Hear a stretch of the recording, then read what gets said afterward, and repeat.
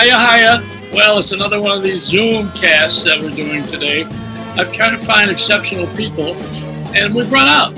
So I'm stuck with Fabio Giotta from San Francisco. I have to go to my B list now. He's going to kill me. No, he's one of my favorite people in the world, and he's also someone that you probably would never know what all the things he's done or been behind or involved with. He's one of those guys, and I love, or one of those people, I should say. They're men and women. But I want to, this whole series is to celebrate people who are not necessarily looking for the spotlight. They're not looking for fame or fortune. But if they happen to stumble on it, they'll be okay with it. And you got Fabio, who really knows how to handle all this stuff. You know, I mean, he's a really excellent, well, first of all, he's an entrepreneur and a family man. And I would say one of the two families in San Francisco that I have the highest regard for. There's the Giotta family, which is what Fabio is. That's his dad, Papa John. We'll talk about him in a second.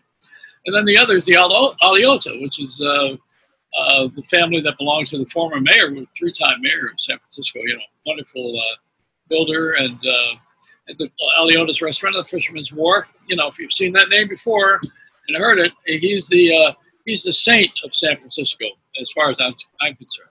Anyway, Fabio's here, and he's been quarantined in a ranch in another county, not in Marin County, but he's over in Sonoma. Is that where you are, Fabio? We're in we're at the Triple T Ranch. We've been holed up here for about 2.5 months or so. Came up for 2 weeks and brought enough coffee for about 2 weeks. And so I've been doing nothing but buying coffee. How is that for irony? Well, Caffe Trieste is the family business, one of them. And Fabio's done an amazing amount of music too, which we'll talk about. Now on the Caffe Trieste, I want to celebrate your dad for a minute because he's no longer with us, and we never got to do the film about him, which we should. He's a true pioneer. Now Papa John came from Trieste, Italy, correct? What part of Italy? Yeah, up in the northeast near Trieste. That's correct. And so he came over here came to San Francisco. Is that where he went, directly to San Francisco? I don't know the journey here. Is it? Well, they took an American ship over from Italy to Ellis Island. Oh, he came to New York. I didn't know that. Yeah, and my sister almost got stuck there in quarantine, speaking of the topic. But my dad somehow, with his 1.5 words of English, maybe on a good day, talked the guy out of it. And so they took a train all the way across and spent some time in Orange County. Their sponsor was down there in Capistrano Beach. Now, wait a minute. You used to have a sponsor to come into this country? Well, we're talking about 1951. So why don't we still have that? I don't know. Things have changed a lot over the years, but back then you had to have a sponsor and you had to have work ready and somewhere to stay and so on. Oh boy! Otherwise, you wouldn't get the chance. Oh, I didn't know that. So he was with his sponsor in Orange County with your sister, right? Yeah, and my mom and brother, and 1 suitcase and $50. So what did you do? How did you get out of that one? Well, yeah, down there things were rough, and it was pretty much slave labor. Breaking concrete with a jack and that kind of stuff, and scrubbing floors. And then they heard that there were a lot of Italians up in San Francisco. So they decided to come up to San Francisco, and of course there's the Italian Quarter, which is North Beach, and that's where the Italians would land there and have some help from the existing immigrants and the Italian Americans that were well established there by the 1950s. And he brought with him espresso? He brought with him. Well, it came later. The cafe came about as an opportunity, a kind of a random opportunity. This little cafe, operated by a husband and wife, they were kind of struggling with it. I mean, it was a cute place and so on, and did okay, but they were ready to get out of it. And so my dad borrowed some money from a Sicilian guy named Palladini, and on a handshake, you know, $7,000 on a handshake. Oh boy! Oh, those days are gone. Yeah, and that's 1956, and with some partners, also from the north, they opened what my mom dubbed Caffe Trieste. And it stuck. And what did you serve? We served. We were the first on the West Coast to serve espresso and cappuccino in a big way. So he really pioneered it here on the West Coast long before anybody in Seattle or anywhere else thought about it or even knew about it. So he was educating the public even back then. Now, having said that, most of our customers at that time were Italians because there were very few places of that type for the Italians to gather. So, you know, Caffe Trieste was the very first in San Francisco. So we had a huge Italian crowd. And later on, the beats started to filter in. So now you've got the beats and the Italians, kind of side by side with the, you know, some of the Italians hemming and hawing. Others no. Others were fine with it. And give it another 10 years, and now you've got the hippies and the flower children. So now you've got really one hell of a mix. And it's been pretty much that way ever since. The fourth element that came about mostly in the 70s was all the artists, writers, singers, musicians, you know, Coppola, Francis Ford Coppola, Boz Scaggs, actors like Vincent Price, Michael Douglas hanging out there between takes of Streets of San Francisco, and that attracted a lot of artistic types to the cafe. And Robin Williams? Robin Williams?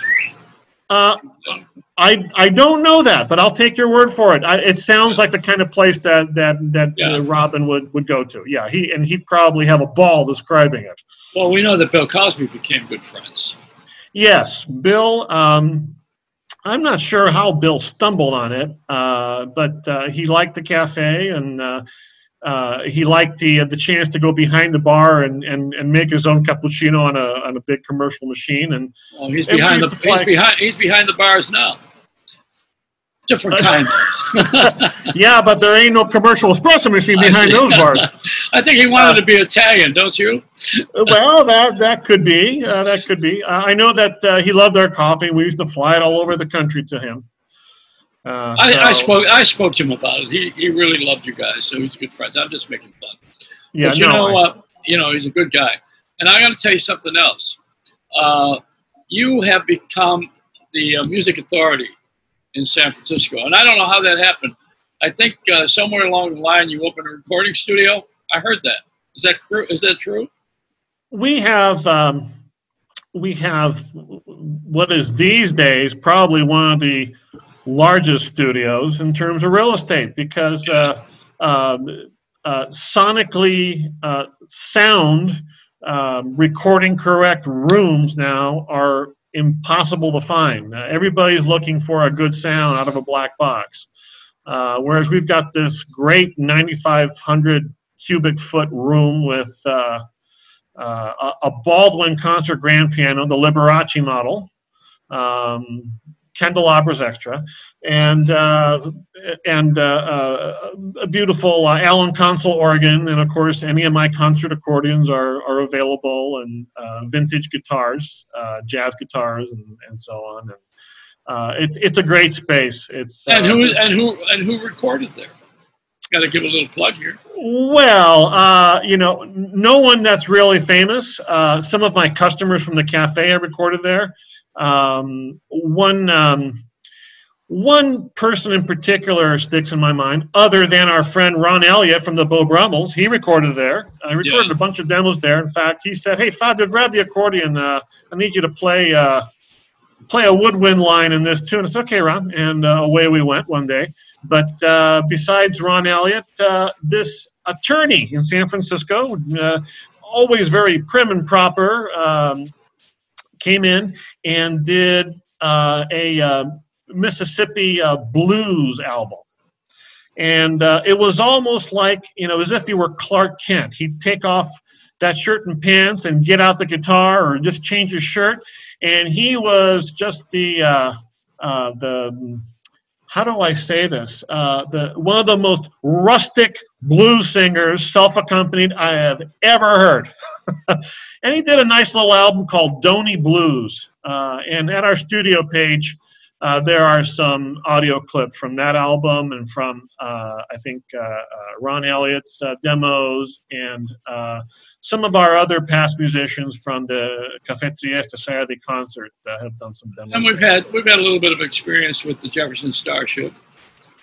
Yes, we have. I used to sit down often and talk to Paul Kantner. He used to live across the street. Oh. So he'd walk across and have his sit out front and have his cigarette and 2 or 3 coffees. And I'd talk to Paul and we'd talk music. And he'd pop in on Saturdays during the concert. And I wouldn't get a chance to talk to him while we were doing the concert. But when I'd see him during, I said, "Paul, why don't you come in with your guitar sometime?" "I ain't good enough to play with you guys." I said, "Are you kidding me?" No. And, it almost seemed like a gag, but he was serious. So, I'm not good enough to play with you guys. I said, "Come on, Paul. We'll just have some fun. We'll whatever you want to do. You want to sing one of your two, whatever you want to do, But he was a lot of fun to talk to. Well, down the road a little bit in L.A., in Malibu, was a guy named Matthew Cates, because he didn't want to be known as being Jewish. It's Matthew Katz. He says, "I don't want the stereotype, so I'm going to call myself Matthew Cates." And he was the manager of the Jefferson airplane, and he had the bus. And he parked up on a hill in Malibu where he had horses that were hunchbacked, because it's on a hill. And he had the bus, the first bus, the Jefferson airplane bus, and he also drank his own urine to keep. That's why I put him on the air. I couldn't believe it. I said, "I can't." He said, "Oh, it's the purest liquid on the planet." And he would grow carrots and vegetables and puree them and then drink his own urine. So I always thought if he were still around, I think he might still be alive at 110, But he was a Jefferson Starshipper. There's a guy that started the thing, he says. And he knew of Caffe Trieste. I don't think he drank your coffee. He was busy with his own urine. But, I'm going to stay away from that blend.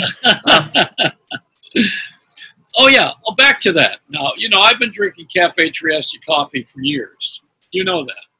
Yes, I do. I've prepared a lot of orders for you. My goodness. And when I had the radio show in New York, that was the cup of joe. I mean, everybody got Caffe Trieste coffee all the time. That's what we served. And your father was alive when I first met you, and on Saturdays he had the concerts, which were an opera singer, your mother, and your father, and also you. You had the whole family was in on this thing, and it was a hoot nanny or an Italian nanny, some nanny. But you all work together, and you do this every week, free. I mean, you weren't charging people to get in there, were you? I don't recall. No.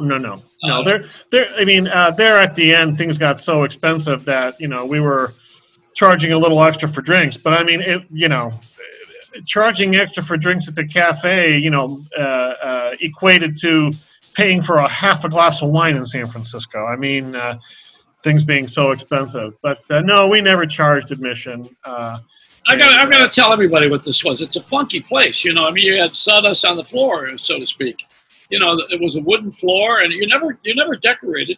I mean, you just kept it clean, but you never changed the attitude. It had a great attitude. You walk in there, and all of a sudden, you were on a movie set, of sorts. So I don't know right. Why did you never modernize? What's the reason? Well, my dad said that the customers would have launched a revolution if we had, and I think he's right. But more importantly, you know, the cafe is a nice little space. It's got that beautiful fresco of that Italian fishing village on the back wall. And then, you know, the only decoration that we did do, if you can call it that, is the photographic wall of fame. And that started with just a few large photographs, you know, I mean, big prints done in the old days. And, you know, a half dozen photographs turned into well over 100 smaller photographs. Your father told me that Francis Ford Coppola wrote The Godfather at that place, at Caffe Trieste. This curious man with this bushy beard and this kind of greenish khaki jacket, sitting at that long table back there under the mural with his little Olivetti typewriter, typing away and drinking, you know, one cappuccino grande after another. What the hell is this guy doing? I mean, he must be doing something important, you know, and I mean, he looks like the studios type. Yeah, it didn't look like the Hollywood type at all, but looked like the studios type, you know. And so my dad or my brother Gianfranco went up to him, probably my dad, and said, yeah, excuse me, sir, but, you know, what are you working on? He says, I'm working on this new film, you know, this important story. It's called The Godfather. My dad said, oh, okay, and what's it about? And I guess Francis told him a little bit about it. And one thing led to another, and Francis was there for months on end. And he loved the coffee. I mean, I know that we installed a big commercial espresso machine in his home that he later bought up on Broadway Street, Pacific Heights, and loved the coffee. And we auditioned for The Godfather, and I think Gianfranco actually he got a part, but he got edited out. Oh. And if he were here, you know, he was story of my life. Well. But it was he was there for months, you know, and I mean, who knew? Just another one of the customers with his little Olivetti typewriter, you know, and blended in beautifully with everybody else. Well, you know, we all want to be in films. I was in The Sopranos, you know. I don't know if you know that or not. I think you told me that. I know that you're connected with them, and you know some of the actors. Yeah, I was in The Trunk. Is that the name of the episode, or, or the location? That's the location. That's what they put. No, you know, okay. You know, having this Italian mob that we have, this is the good mob now. So your father, that's why I'm bringing this up. Your father said, you know, he didn't go for the gangster thing or the mobster thing or he wasn't looking for that kind of a clientele. He didn't want to have anything to do with it, and he was very, very, I would say, clean Italian. He was Italian light, you know, because what he did was he created an environment where everybody had to be very straight and honest, and he was that kind of guy. That's why I really loved him. He was great. He was a great guy. Yeah, you know, squeaky clean, you know, hardworking Italian, you know, claims his little piece of the American dream. And he took good care of you too. You came along as the youngest kid. Yeah. And I think you made a nice. You're different than the other ones too. I think. Your sister is not like you.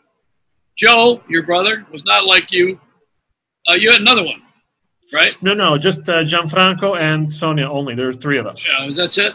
I mean, you never had a contest with them until you all decided that you were going to be in the coffee business. Is that right? Everybody decided they're going to own Caffe Trieste. Is that correct? Well, I mean, you know, my brother worked there, and Sonia worked there, you know, since they were kids. And and so did I. I mean, I was 9 years old when I started working there full time in the summers. I mean, I could barely reach, the handle for the espresso machine. They weren't automatic back then. You had to pull down the handle. But before I even got to that, it was bussing tables and washing dishes. And the food is great. I want to mention that too. Not that we're doing a commercial, but the sandwiches were excellent. The place they were hearty. Yeah, they were honest. Oversized coffee cups too. But you did. It was great. It's a great environment. I always tell my friends in Little Italy in New York they ought to pattern themselves after you guys and have a great local clientele in addition to the tourists. Which is what you did.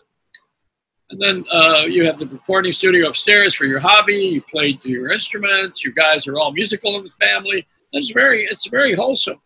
Now, what happened in Italy recently with this virus? Tell me your version of it.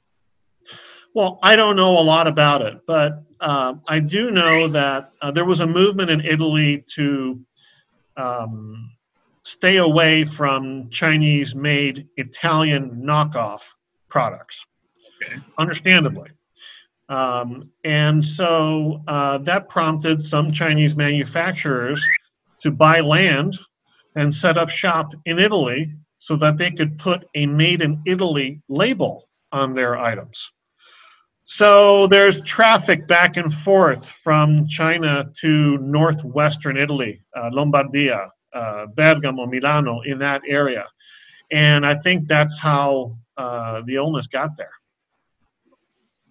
So what happens now? How do we make up for all of this? What are you thinking? I think it seems like the Italians finally got it to settle down. I'm not going to say they have it under control because I don't know that anybody's got it under control, but they got it to settle down. They've reopened. And, people get to hug and pinch cheeks again and do all the things that us Italians love to do. And, that was awfully difficult for the Italians to go through the social distancing there. I mean, what an alien concept for any Italian, not to be able to pat the back and pinch the cheeks and, all that kind of stuff. Couldn't even bite your own hand and go, oh. Yeah, right, right. But I think the thing that came out good, but it was bad, is Venice, because Venice got clean, but nobody goes there now because it can't tour so far. Right. It's been a disaster with dirtying the city and the canals and overriding it with all of this filth. But now the place is beautiful, and in the square, the pigeons are back, the doves are singing, everybody's happy, the water's clean, the gondolas are flowing. But now they want the tourists back because that's where really what people want to do is they want to make money. That's also how that city makes a living for the most part. Yeah, well, that's true. There's no way you don't go there to swim unless you're a drunk. No, you don't go there to swim. But Venezia is one of those places that everybody should see at least once.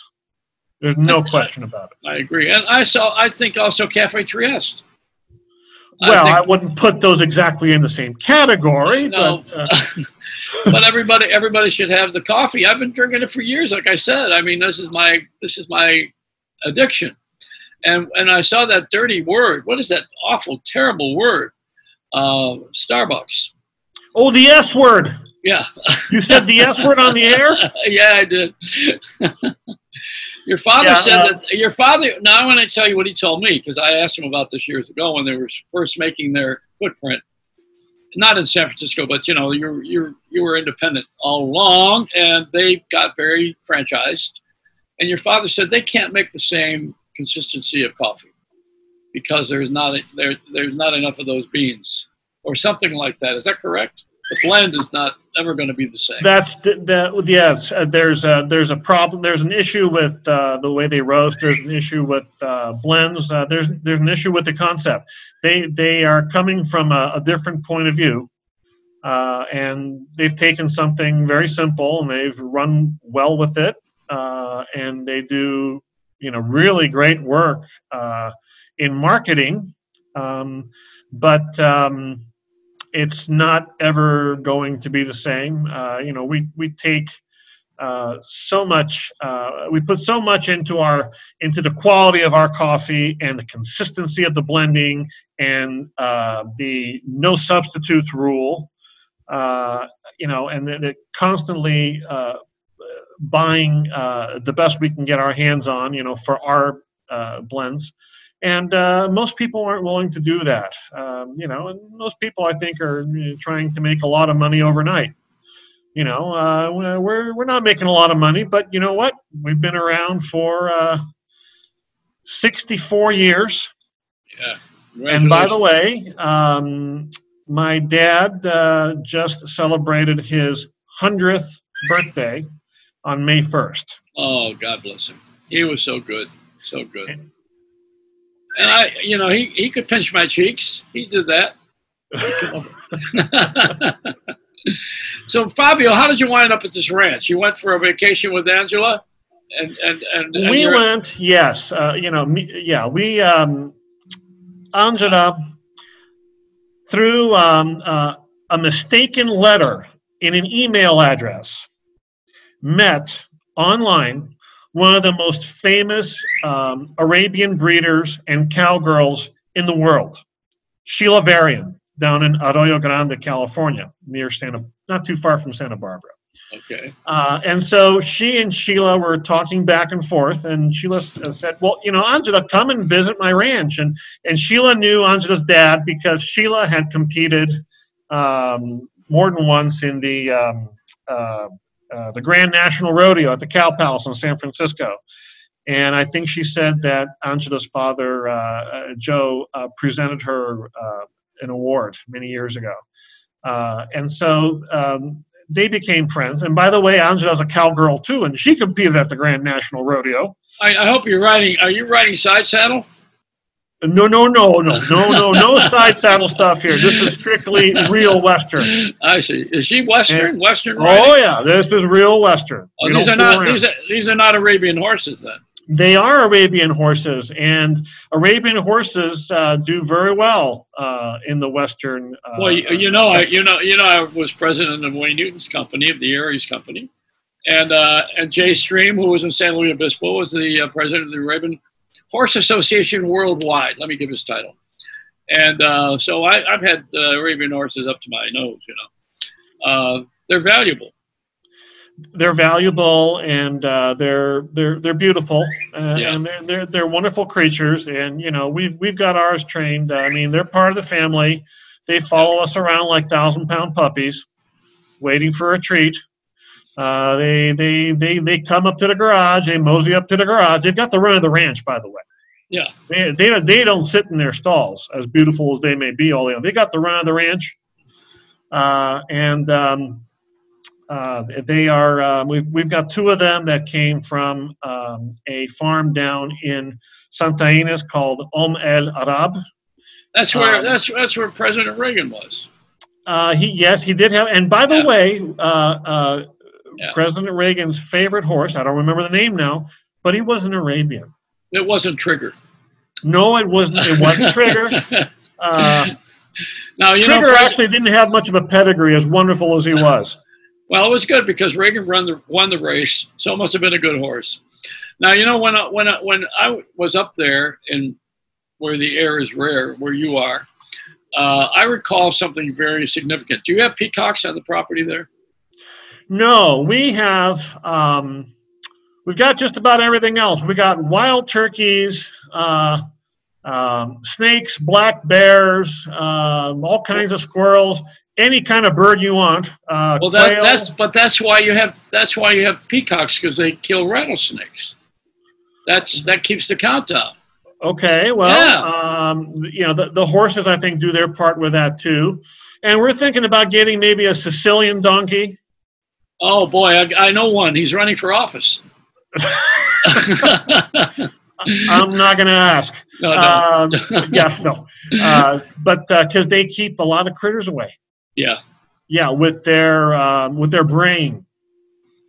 I didn't know that. B-R-A-Y-I-N-G, brain. Oh, that. Oh, this Italian tried to say. They were thinking better than us. Now, Fabio, you have a lovely lady with you. She's one of my favorite people in the world, Angela Alioto. Now, she most recently ran for mayor of San Francisco. She ran for mayor last year and several times, and she was the president of the Board of Supervisors of San Francisco, and she was also on the Board of Supervisors for a number of years. And she's done a lot. She's won so many cases for people that really deserved to get some justice. You know, she's gotten all kinds of accolades and national awards. And, you know, if you think I'm a little biased, you'd be right. No, I am too. I am too. You know, she's been a really good saint for me. I wore white today because I knew I was going to have an angel. And that's I don't usually wear white because you're not supposed to wear that on television anyway. You know, it's a bad color. It right. throws everything off. But right. but I wore it because she is my angel. Now, you know, what a great name too, Angela. So, you know, when I went to Italy, there's so many things to say. We should put her on the air here for a minute. Okay. Take a look at Hold this. on just a second. Angela, vieni qua. And I want to. He's talking Polish, Frank. I learned it from one of my Polish band accordionists. Here's this chair. Well, they both like accordion. Italians and Polish people both like accordion, so we're even. Angela. Hi, how are you? I'm good. I'm good. It's so good to see your beautiful face. Good to see you. Good to see you. Oh, wonderful. Now, listen, I was about to squeal about you for a minute, but I may as well do it to your face. Okay. You know, you are a saint. Uh-huh. And you'll never call yourself that. That doesn't mean you know, saints are things that do common things extremely well. That's what I heard. And common things extremely well. Okay. Yeah, and ordinary things, I guess is the word. All right. So now Angela is a person who took good care inadvertently of my daughter when she had a drug problem. I want to tell this on the air because it's good for people to hear this. My daughter was using, and she had gotten stuck. And San Francisco created a program where I don't know what you call it, piggyback someone out of town. When you call a relative or someone on the other end to receive the person, right? Then the city paid for the bus. For the bus and for the ticket, for the airplane ticket, and for the person who would check in on them once they arrived in their hometown. And who thought of that? I think you did. Me and Gavin Newsom. Yeah. And what a wonderful saint you are. That's what I mean. See, that would never be said easily, but I wanted to say all that. Well, that program really worked very, very well. It had a lack of return on it by 92%. In other words, only 8% of the people that we sent home to their family and watched and made sure that they stayed with their family, only 8% returned to San Francisco. Well, my daughter left. She now has had a lot of issues since then, but she's sober and clean, and everything is good. Yeah, and we have I have 2 grandchildren who are under 10, and you guys were a big help. And San Francisco has been such a hard city. It's so expensive for on the hill and wherever, you know. It's a beautiful city, and everybody wants to be there, so they pay a lot of money. I guess that's the way to say it. Yep. Now, your father ran the place for a few years. He did. He did. He was mayor from 1967 to January of 76. And he did No, strike that. January of 77. But he did the best job. Everybody always talks about it. Oh, my dad was the greatest mayor the city ever saw. There's absolutely no comparison. Zero comparison. He was a great mayor. What made him exceptional as a governing figure?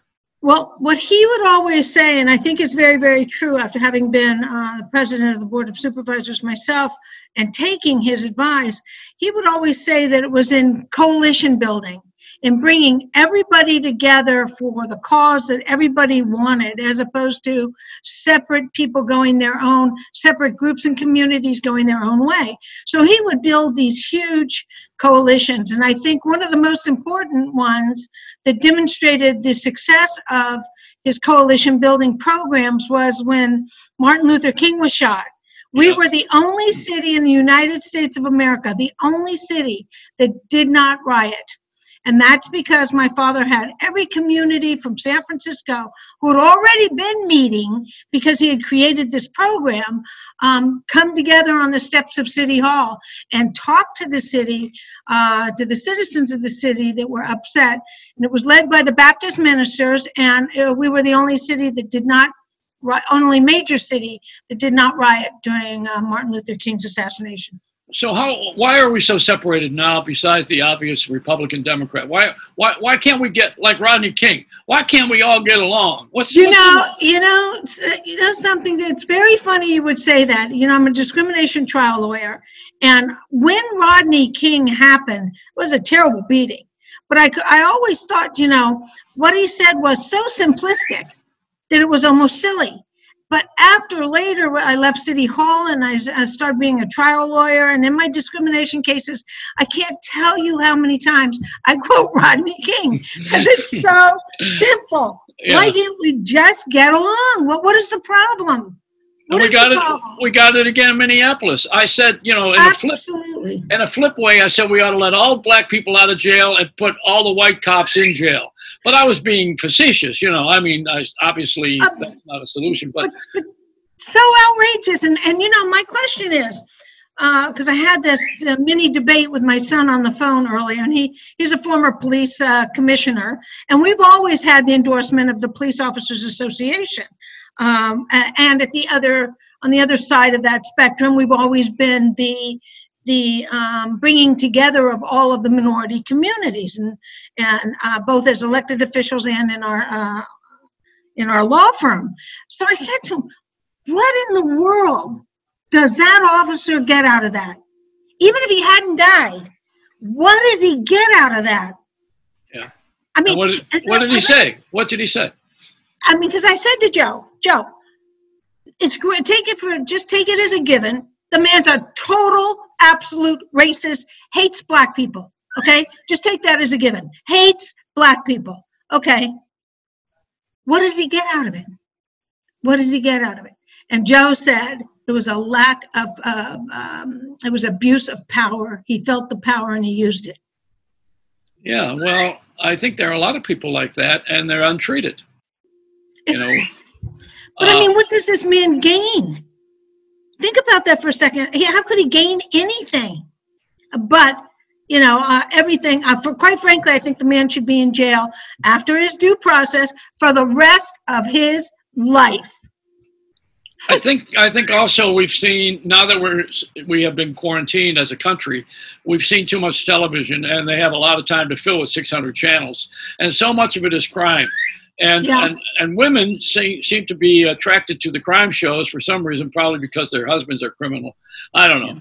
But we're watching all of these things all the time now. And the mother who drowned her kid at 9 years old this last week, and you could go on and on. It's just depressing. I can't take it anymore. It's too much information.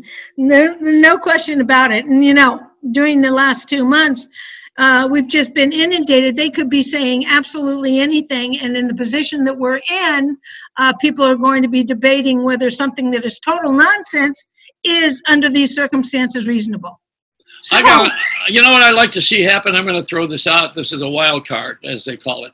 I'd love to see you and Mario Cuomo run for office in the presidency. Andrew. Or Andrew. What did I say? Mario. Well, that's his father. I knew Mario Cuomo very well. He came out and endorsed me when I ran for mayor in 2003. He's a very good friend of my father's, and he was a great governor. I've met Andrew a couple of times, but I know Chris. Well, how about you two together? I think that's a little too much Sicilian in one place. I would love to see that, though. I would think it'd be great. If Italians are running the country, it'd be a little different. You know, you pay or you die. That's it. You know, it's the way to collect taxes. Oh, God. That's, I think Andrew would be wonderful. I think he'd be absolutely wonderful in much, much higher office. Now, I'm going to say something else here. I want to bring this up because being a Catholic raised with the nuns, who I think we're missing them. You know why? Because they worked free. And they worked the hospitals and they worked schools, and we didn't have taxes on religious organizations. And now the hospitals have to make profit, and you know where that goes. Also, the nuns are gone. We don't have the religion, the religious calling that we've had. However, I went over that real fast. I wanted to mention that Angela is a Franciscan. Can I say that? Yes, absolutely. And so am I. So now, you know, one of the things, and you're a San Franciscan as well, a true one. Now, having this blessing to have you around, when I went to Italy, I went to Assisi, and I was complimented by your name and your welcoming committee, and saw my old high school principal. Oh, good. And, you know, I mean, I went up there and I saw on the hill, Right. and I met with the Franciscans, and I had a wonderful time. But St. Francis was the model saint for how to handle poverty. You don't Right. have he and Saint Clare. You know, I think she's a saint, right? Yeah, Santa Chiara. Very important.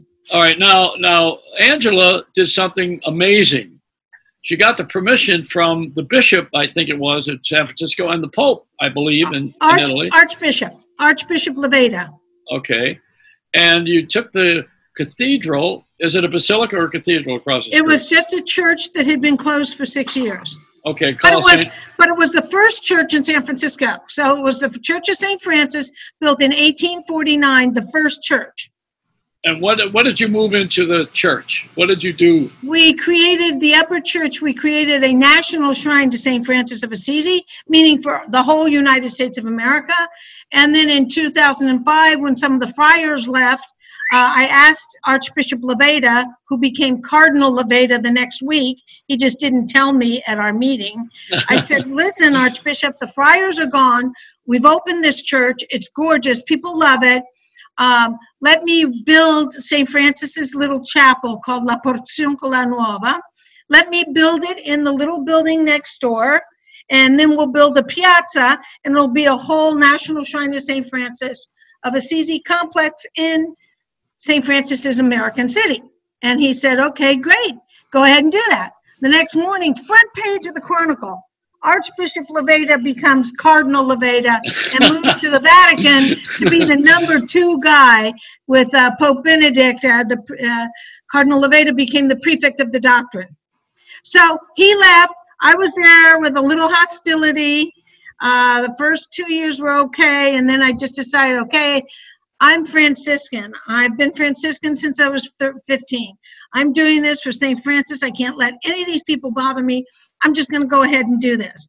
And I did it, and it got done, and we opened in September. And what is it? The Prayer Chapel of St. Francis. It's identical. Even the friars in Assisi will tell you that the Porziuncola Nuova in San Francisco is so much more than a copy. You walk in and you feel the presence of Jesus and St. Francis and Santa Chiara and all of the mystical saints. How does it do with San Francisco's locals? Are they don't have a resentment about Catholicism, do they? I didn't feel that. So no, because it's St. Francis. St. Francis has lovers from all over the world of every sort when it comes to the environment, the anti-war, creatures, the canticle of the creatures, loving all creatures and plants, and of course taking care of the sick and the poor. Those 4 tenets of St. Francis are the reason so many people love him. But I have to tell you, Joey, my problem has been with the new Archbishop. Yeah. So after I build the Porziuncola, Cardinal Leveda and I create the Knights of St. Francis, over 200 people who are volunteers who do nothing but feed the sick and the poor and guard the little chapel that we built to make sure that it's safe and explain St. Francis's life to all the people that come in, to a lot of schools, a lot of students. Yeah. Well, last summer, this Archbishop with his new rector kicked us out. No. Yeah. Kicked you out of what? We were guarding the Porziuncola. They closed it. Did he want rent money? Is that it? No, he closed it. It's not there anymore? It's there, and it'll always be there, but it's closed. Oh, my. So I'm writing a book and petitioning the Vatican. Yeah, well, you probably have a better ear with this Pope, with Pope Francis. He took the name. Love him. Absolutely love him. But our dear, dear friend and our patron, Cardinal Levada, passed away in October. Oh, I'm sorry. Yeah. But you know, you're an amazing person, and I know a lot of people in our country don't know the power behind the throne. And I wanted to do this series. This is a freewheeling hang. That's all this is. And I wanted to do this because I want to celebrate people who are not necessarily looking for the spotlight, but yet and are not out of work either. I mean, you're never going to be out of work after what you do. No. And Fabio isn't either. But and so I love you guys, and I wanted to be sure that I celebrated you on the air somewhere, somehow. Well, thank you. And in the new media, I mean, you are aces. You're unbelievable, and I would think that after this is seen, I don't want to put the curse on it, but after it's seen by certain people, they're going to want to have you on the air, and they're going to be. I don't know how you want to get into politics again, because you seem to be above it. No, I just ran for mayor a year and a half ago. You know what? I can do so much more for the things that matter than getting involved in the dirty politics of San Francisco. Anywhere. Well, during the 90s and the 80s, when I ran for office, it wasn't as dirty as it was last year, 2018. It was dirty. I mean, it was ridiculous. And the present mayor, nice lady, totally incompetent mayor for this city. Our city is a nightmare right now. Nobody wants to come to one of the most beautiful cities in the world. We have over 15,000 homeless people, many of them who have COVID-19 and are not being taken care of. Now we're going to have Twitter and all the other companies leave town.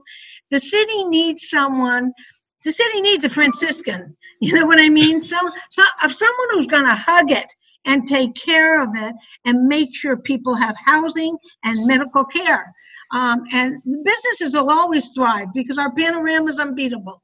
But the state of the city right now is really in disrepair. To quote St. Francis, the church is in disrepair, go rebuild it.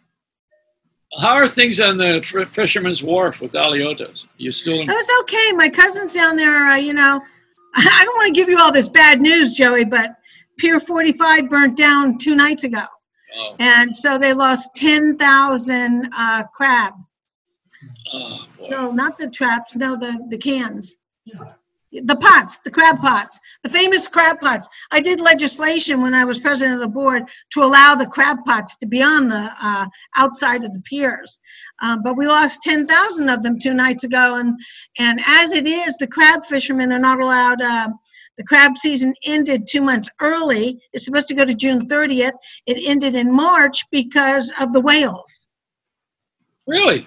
Yep. Well, wait a minute. So have a hard time down at the wharf. Well, you're an amazing person, as I mentioned. I love you. You're great, and we could talk all night. We're Italian, right? But that's right. there's something really great about you that goes unsaid, and I'm going to say it. You're beautiful. Thank you. Thank you so much. Thank you. That's behind your back. We all say that anyway, so we may as well confess. Well, thanks. I appreciate that. So I have my riceroni and my Caffe Trieste. I'm set to go. Set to go. Thank you so much for having us. And let me see you hug Fabio. That's my going away gift, all right? I want to see you too. You mean text? No, text? I want to see you. There you go. Yeah, text. I don't like that hat. I love you guys. You're so good. That's a great hat. And you are 2 great people. I love you. Thank you. Fabio Giotta and Angela Alioto, you're great. I love you so much. Thanks so much, Joey. Thanks so much for having us. This is a ball. We've got to do this more often, Joey. Yeah, well, when we get quarantined again. Yeah. Let a smile be your umbrella. That may not be too far away. Oh, don't say that. Let a smile be your umbrella, but don't get a mouthful of rain.